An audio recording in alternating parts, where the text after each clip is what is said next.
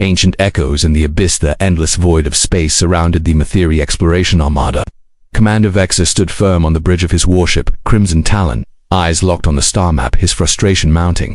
After 3 months of deep space search, only lifeless planets and silence remained. His purple-scaled hands clenched the rail, yellow eyes tracking the scanner. Commander called Science Officer Kefera from her station, her voice carrying an unusual tremor of excitement. I'm detecting something strange in the Kepler 438 system, multiple large objects, but they're not showing up on our standard scans. Vexor's head turned nerd sharply, his elongated skull catching Thebrage's blue lighting. The Malthi Empire had been expanding across the galaxy for 20 years, and finding anything truly unknown was rare. To find stranger. Fisokia's fingers danced across her console, her 3-fingered hands moving with practiced precision. Sir, there are at least 12 massive objects in the outer system. They appear to be artificial constructs, possibly insentient space stations or derelict vessels. But here's what's odd. They're completely dark. No power signatures, no heat emissions, nothing, yet they're maintaining perfect orbital positions. And a dead star. The bridge felt silent, except for the gentle hum of the ship's engines. Vexor felt his pulse quicken. Ancient ruins were valuable beyond measure, often containing technology that could advance their civilization by centuries.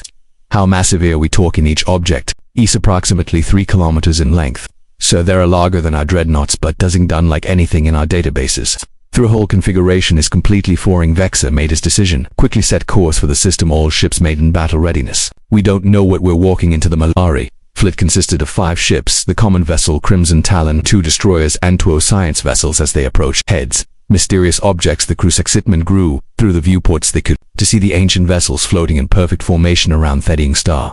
Their beautiful whisper Adifera, look at those curves that designates not utilitarian like ours. Someone built these with artistry in mind. These ships were indeed stunning. Their hulls were smooth and organic looking, as I've grown rather than constructed despotive. Their size, they seemed graceful. Even elegant dark metal surfaces reflected the faint light of distant stars, creating an almost mystical appearance. Begin scanning, Vexor ordered. I want to know everything about these vessel-sized construction materials, possible entry points if there's anything valuable here.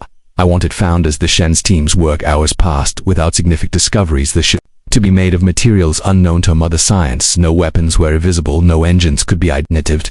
Most puzzling of all, there were no signs of decay, despite their obvious age. Commander Kefa called out, her voice tight with concentration. I'm detecting something's faint, but there are energy patterns inside the largest vessel, not active systems, but something like sleeping circuits. Sleeping circuits. Vexor moved it closer to her station. What do you mean? It's as if the entire ship is in some kind of standby mode, minimal power flowing through what might be neural networks. Sir, I think these ships might still be functional before Vexor cold respond. Every console on the bridges suddenly lit up with warnings. The tactical officer shouted an alarm. Commander, energy spikes detected from all 12 vessels. They're powering up. Through the viewport, the ancient ships begin to change. Lines of soft blue light raced along their hulls, creating gintric patterns that pulsed like heartbeats. The largest vessel, which had been completely dark moments before, now glowed with an inner radiance that was both beautiful and terrifying. All ships' defensive positions. Vexor barked, raise shields and prepare weapons, but even as he gave the order, he knew they were matched. The energy readings coming from the ancient vessels were beyond anything the Malfi had ever recorded. These weren't just ships, they were technological marvels that made their own fleet look primitive. A new voice suddenly filled the bridge, calm, measured, and speaking in perfect Malthari despotith.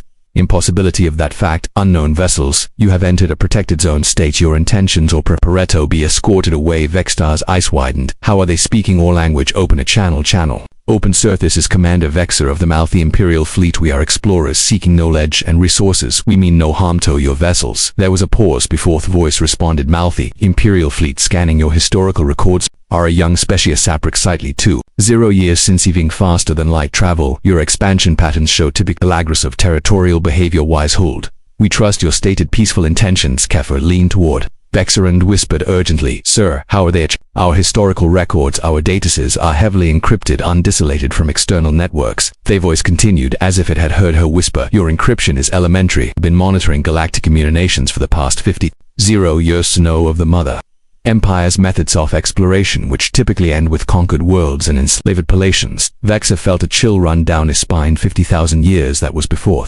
Malari had even developed written language. Who are you? What species built these vessels? We are the remnants of humanity's deep space defensive network or creators departed known space long ago, leaving us to guard the outer regions and monitor your civilizations. You may call me Kier's voice was barely a whisper, but humans are legends, ancient stories told by the oldest species. They were supposed to be mythical. Prometheus, to hear this as well, mythical to you perhaps, but very real to those who remember. Your species has heard whispers of humanity because we once guided and protected developing civilizations. We were teachers, guardians, and necessary defenders.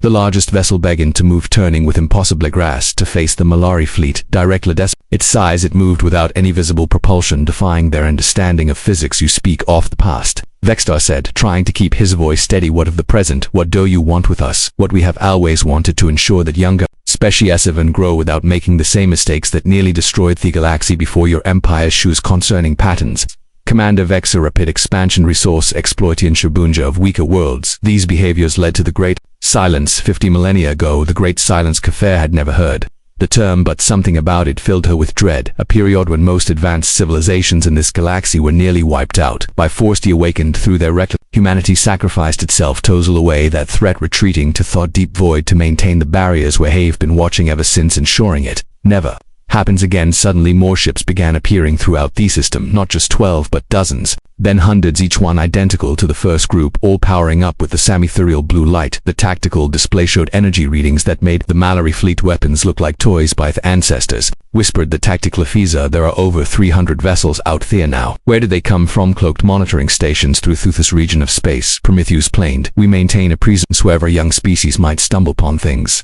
they shouldn't. Your arrival here was not accidental, Commander. This system is a test. Vexar's pride flared.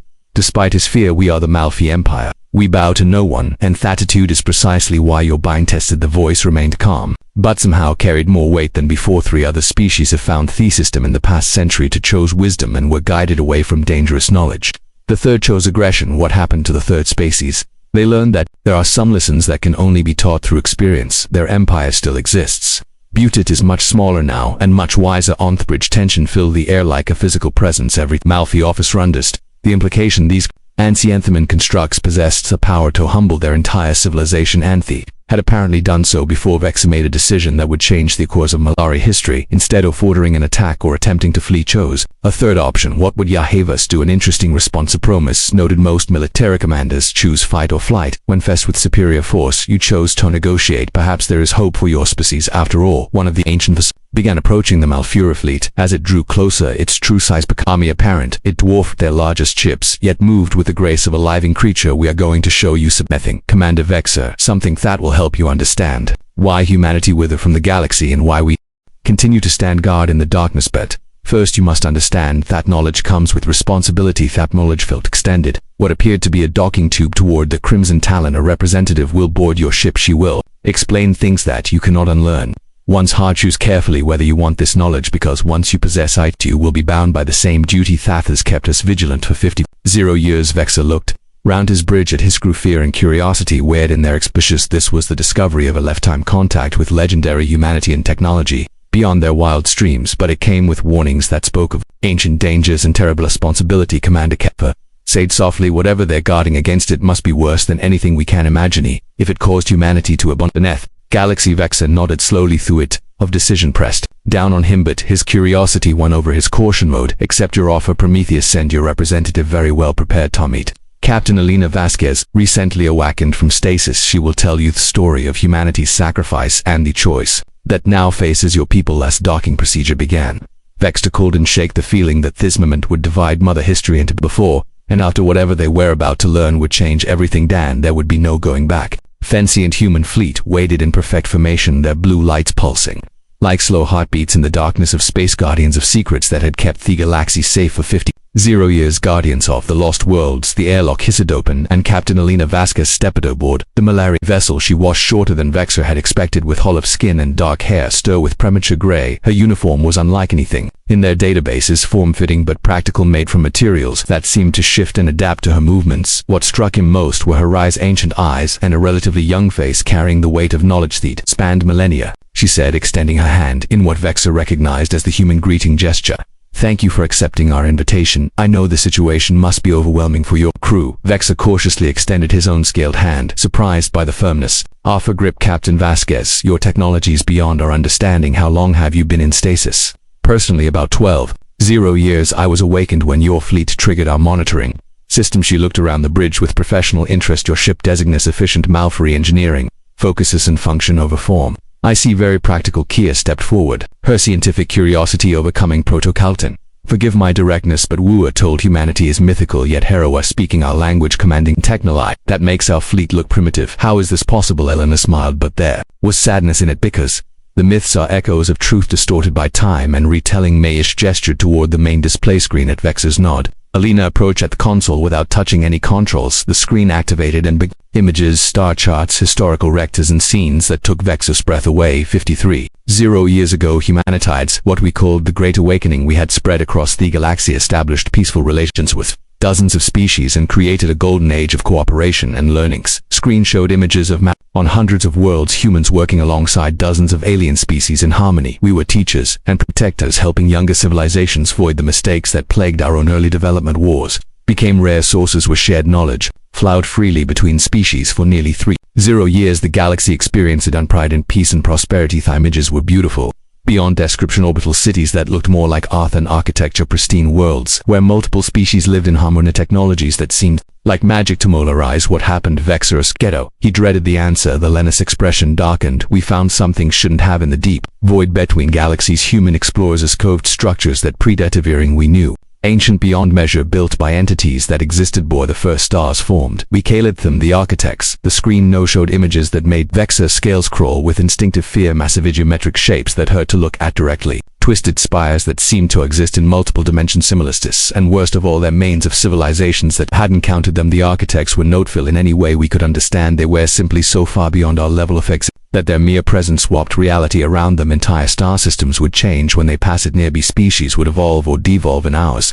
The laws of physics would become negotiable. Kaya's voice was barely a whisper. What did humanity do? Wetry to communicate with them. Of course, humanity has always been curious. To a fault, our scientists and diplomats met cant out, thinking we could learn from them, perhaps even cooperate. Nations clenched into fists. We were children playing with forces that couldn't make galaxies. The screen showed thief-to-mouth worlds twisted into impossible shapes, species transformed beyond recognition, entire sectors of space where normal physics no longer applied. Architects weren't trying to harm you. That's what made it so terrifying. This was their natural state of being. Sizing near them was enough to cow Sekios on a galactic scale. When they began to take notice of our galaxy, Ta show interest in the complex civilizations we had built. She didn't need to finish. Vexta could imagine the horror of being so powerful that their curiosity alone could destroy everything they had built. Humanity made a choice. Yilna continued. We could abandon the galaxy and let younger species face that alone, or we could sacrifice everything to protect what we had helped Crete.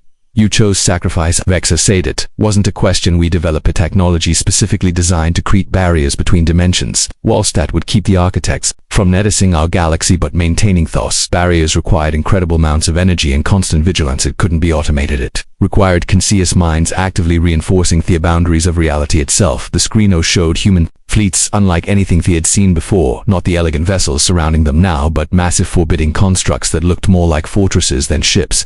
Every human adult volunteered for the Deep Watch. Well, if our colonies abandoned our city, sand took positions in the void between galaxies. There we built the barrier fleet, millions of vessels crewed by volunteers who knew they would never see him again. Elena's voice grew quiet. Thievery is held, but at a cost. Maintaining them required us to exist partial outside normal space-time. We aged differently, thought differently over thousands of years. Those who maintained barriers became something that was no longer quite human. They transcended physical existence to become part of Thebri itself and the monitoring fleets. Vexer asked. We kept some ships in normal space hidden and waiting. Their job was to watch for signs that younger species might discover what we had found, might make the same mistakes that attracted the architect's attention. Ships like mine, crewed by humans in stasis, awakened only when needed. The implications hit Vexer like a physical blow. You've been protecting us all this time. Humanity has been standing guard while we built our empires, never knowing the danger we were shielded from until now. Alina said grimly. Your empire's expansion has been faster and more aggressive than most. You're approaching regions of space where human explorers first encountered races of the architects. If you continue in your current path, you'll find what we're found, and when you do. She didn't need to finish. Vexer understood the Mofari Empire's curiosity and ambition would lead them to the same discovery that had forced humanity to sacrifice its entire civilization. What do you want from us? He asked. A choice. You can continue your expansion and we'll guide you away from the dangerous regions. You'll never know what you missed, but you'll never perceive temptation that destroyed our golden niche. Or you can learn the truth of it, the knowledge we've gained, their responsibilities. We've carried the burden of protecting younger species from their own curiosity, but if you choose that path, you become part of Thadup. Watch your civilization will join humanity in standing guard against forces that could unravel reality itself. Bridge fell silent. Vexa looked atheist crew, scientists, soldiers, explorers who had devoted their lives to exploiting malaria, knowledge and territory. What Helena was offering was the greatest discovery in their history, but it came with a price that would fundamentally change their entire civilization. How many species have made this choice? Kefir asked. 7 over the past 50. 0 years. Each one brought unique perspectives and abilities to the watch. Ethereal Collective contributed their mastery of energy manipulation, the hive minds of Sector 7 provided distributed consciousness techniques. The Silicon Lords gave us computation alpha beyond organic imagination, and those who chose Irans live peaceful, normal lives building their civilizations under our protection. There's no shame in that choice. We've guided hundreds of species away from dangerous knowledge and they flourished. Vexa closed his eyes, feeling the weight of decision pressing down on him as a military commander. He was Useto, making choices that affected lives, but this decision would affect the entire future of his species. If we join you, he said slowly, what happens to the mother empire? It changes. Your people will still explore, still build, still grow, but they'll do so with the knowledge that they're part of something larger. Guardians of galactic peace, protectors of younger species, keepers of barriers that hold back chaos itself. The viewport. Vexa could see the human fleet waiting in perfect formation, hundreds of ships, each one crewed B-banks who had given up everything to protect civilizations they would never meet. There's something else, Alina said quietly. Our sensors have detected movement in the deep void. The barriers are weakening after 50,000 years of constant maintenance. We may not have much time before the architects notice a galaxy again. We need help. Commander, humanity alone may not be enough to maintain the watch much longer. That decided it for Vexa. The image of his people living safely while others sacrificed everything to protect them was unbearable. We choose knowledge, he said firmly. We choose Alina smiled, and this time there was no sadness in it. Welcome, Edo, the Deep Watch Commander. Your real exploration is just beginning. As if in response to his words, every ship in their human fleet pulsed with brighter light. New vessels began to through our system, not human ships but vessels from other species who had made the Simotrice. The Malfory fleet was no longer alone in the darkness. The galaxy is vast and full of wonders beyond imagination, Alina said, but the greatest wonder is courage, a species willing to sacrifice their own ambitions to protect others. Today, the Malthi joined that fellowship, looking out at the combined fleet's human, alien, and now Malfory vessels united in purpose. Vexa felt something he had never experienced. It bore not conquest or dominion, but belonging to something greater than any empire. The stars watched silently as their newest guardians took their place among the watchers in the void, ready to stand against the darkness for however long it took to keep the galaxy safe.